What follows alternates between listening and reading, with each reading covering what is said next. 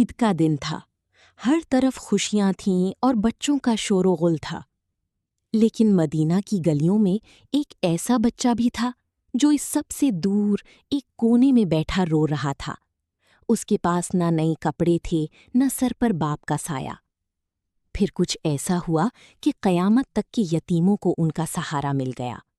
آج کی اس ویڈیو میں ہم آپ کو وہ واقعہ سنائیں گے جسے سن کر صحابہ کی آنکھیں بھی نم ہو گئی تھیں۔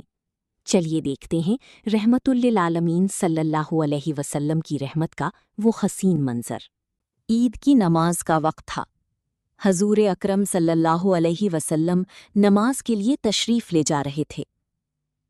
راستے میں آپ نے دیکھا کہ سب بچے نئے کپڑوں میں کھیل رہے ہیں، مگر ایک چھوٹا سا بچہ پھٹے ہوئے کپڑوں میں ایک طرف بیٹھا سسک رہا ہے۔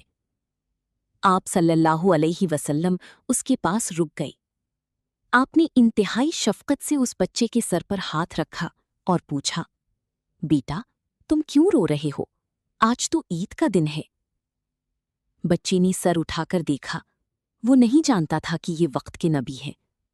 اس نے روتے ہوئے کہا، میرا باپ ایک جنگ میں شہید ہو گیا، میری ماں نے دوسری شادی کر لی اور مجھے گھر سے نکال دیا گیا۔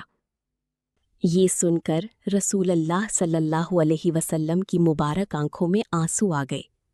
آپ نے اس بچے کا نرم ہاتھ تھاما اور فرمایا، بیٹا کیا تم اس بات پر راضی نہیں کہ محمد صلی اللہ علیہ وسلم تمہارا باپ ہوں، عائشہ رضی اللہ عنہا تمہاری ماں ہوں اور فاطمہ رضی اللہ عنہا تمہاری بہن ہوں؟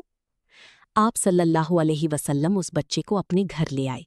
اسے نہلایا گیا، نئے کپڑے پہنائے گئے اور بہترین کھانا کھلایا گیا۔ جب وہ بچہ دوبارہ گلی میں نکلا تو دوسرے بچے حیران رہ گئے۔ اس نے فخر سے کہا، آج میرے پاس وہ دوستوں، یہ واقعہ ہمیں سکھاتا ہے کہ عید صرف نئے کپڑے پہننے کا نام نہیں، بلکہ ان کا ساتھ دینے کا نام ہے جن کا اس دنیا میں کوئی نہیں۔ اس عید پر اپنے آس پاس کے یتیموں کا خیال رکھیں۔ اگر آپ کو یہ سبق آموز ویڈیو پسند آئی ہو تو اسے شیئر ضرور کریں تاکہ کسی اور کا دل بھی نرم ہو جائے۔ جزاک اللہ خیر۔